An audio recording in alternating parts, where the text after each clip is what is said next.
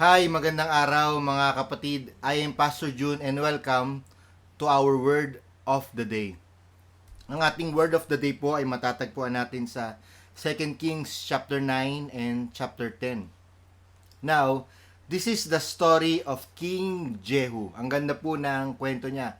We don't have the privilege or the luxury of time para po basahin ang two chapters na ito. But let me summarize it to you. Ang isa sa mga campaign o project ni King Jehu ay tanggalin yung mga yung mga idols, yung mga Baals, ika nga. At siya rin ang pumatay kay Jezebel, ang number one tormentor ng mga Israelites. Ay siya po ang pumatay doon at talagang ginetrid niya, talagang inalis niya yung mga yon at talagang gusto niya maging Baal free, ika nga, ang kanilang bayan. And that's a good testament po na meron siya, unlike dun sa mga predecessor na nasundan niya na talagang Baal worshipper. But this time talagang nagkaroon siya ng ganong klaseng resolve na walang worshipper ng mga Baal na magsasaksi dito sa Israel. But the problem is, doon po sa latter part ng chapter 10 at doon po tayo magfo-focus sa verse 28. Ito po yung pinaka-summary ng ginawa ni Baal. Ni Jehu. Thus, Jehu wiped out Baal from Israel. Kung doon pa lang kapatid, tapos na kwento. Tapos na storya. Kumbaga, kahit mamatay na si Jehu, ang ganda ng kanyang nagawa sa Israel for the length of time na naging hari siya. Na wiped out niya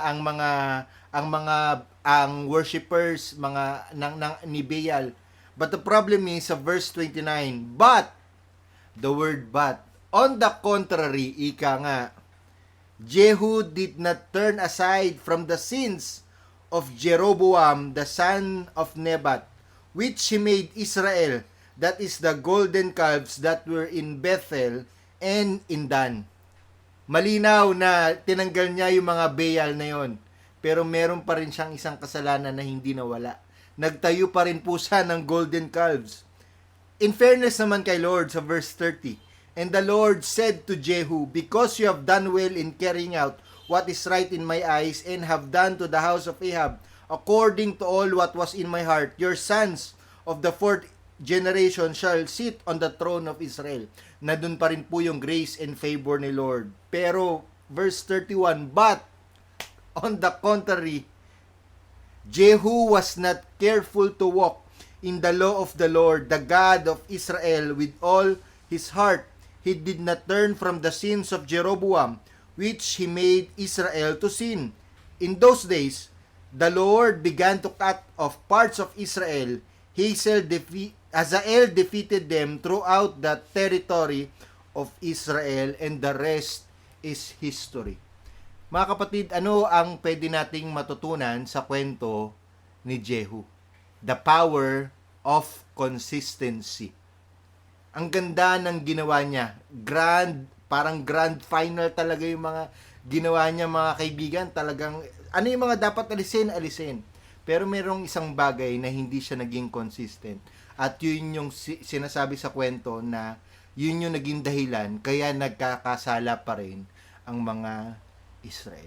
Kapatid, tulad nung sa kwento, kahit malaking bagay ang gawin mo, pero kung hindi ka consistent, ay hindi pa rin ito i-honor ni Lord. So ano ang dapat nating gawin? Let us be consistent, my friend. Mahirap po.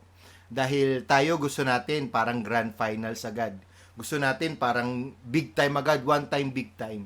Tulad po ng trending ngayon, no? Si Heidelin Diaz na nanalo po ng gold. First ever.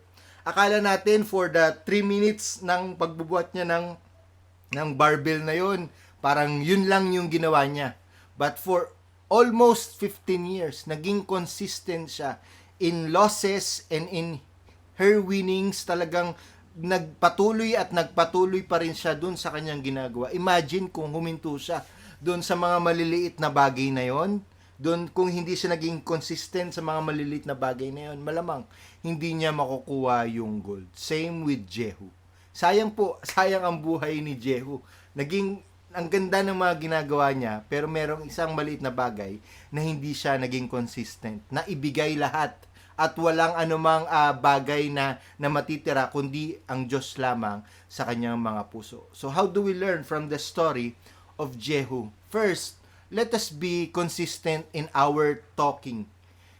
Lalong-lalo na po ngayon sa panahon, no, madaling mag-comment, madaling magsalita sa mga issues sa ating bayan, pero let us be consistent. Nawa mahanap ng Panginoon na faithful tayo sa ating pagsasalita whenever we talk about the issues of our nation, the issues of yung politics, or the issues ng mga personal nating buhay. Nawa maging consistent na nagiging pagpapala po ang ating mga sinasabi sa mga tao. Na yes, may mga nangyayaring hindi magaganda, pero we will extend nga yung tinatawag nating positivity in truth. Hindi tayo magiging toxic in a sense, kundi magiging daluyan ng pagpapala ang ating mga pananalita. Pangalawa, let us be consistent in our walking, or in other words, actions. Okay na po yung pagsasalita natin, pero even our actions, nakikita po ito ng mga tao, mga kaibigan. Now, I challenge you, let us be consistent, na kahit hindi man niya nakikita ng mga tao, pero ang number one judge natin in our actions, in our thoughts, in our motives ay ang Panginoon. Therefore, nakikita man ito o parang kailangan nila bang makita o hindi, let us be consistent kung ano yung ginagawa natin off-cam, ika nga sa ating buhay. May CCTV man o wala, nawa ay matagpuan ito na tapat tayo sa lahat ng ating mga actions. Pangatlo, let us be consistent in our soaking, in our prayer time, in our devotion. So malinaw na po, in our talking, in our walking, in our soaking. Maganda yung nakikinig tayo ng salita ng Diyos. Maganda na meron tayong word of the day, na meron tayong Sunday service. Pero let me remind you, wala pa ring tatalo kung ang ating soaking ay talagang personal revelation natin sa Panginoon. Talagang hinanap natin si Lord, talagang sinik natin siya. Maganda po may mga ganitong klaseng mga avenue, may mga ganitong klaseng medium, no, para makatulong ito. Pero wala pa rin pong tatalo kung ikaw mismo ang maghahanap sa salita ng Panginoon every day. Kahit one chapter, one verse, or it's really up to you kung paano mo gagawin. But ang challenge ko po sa inyo, be consistent in your prayer time and in your devotion. Ika nga, hindi pwedeng araw-araw buffet. Hindi healthy yun, mga kapatid. Dahil ang salita ng Panginoon ay hindi po yan cake for a special occasion. Yan po ay bread na kailangan natin for our daily life. That is why we need to appreciate itong ganitong mga bagay na hindi kailangan pang big time lang yung pagbabasa ko ng salita ng Panginoon. Hindi po.